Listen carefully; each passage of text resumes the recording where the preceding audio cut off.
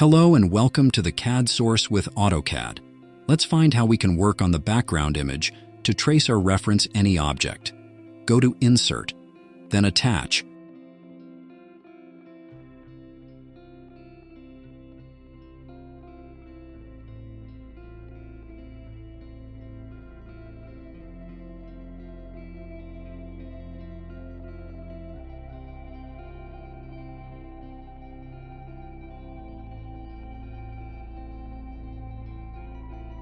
After that, select the image to fade or adjust the brightness.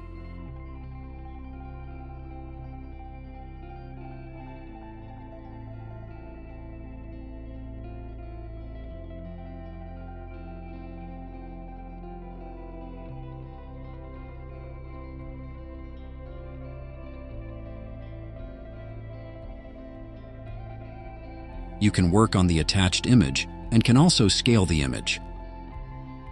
Thank you for watching this tutorial.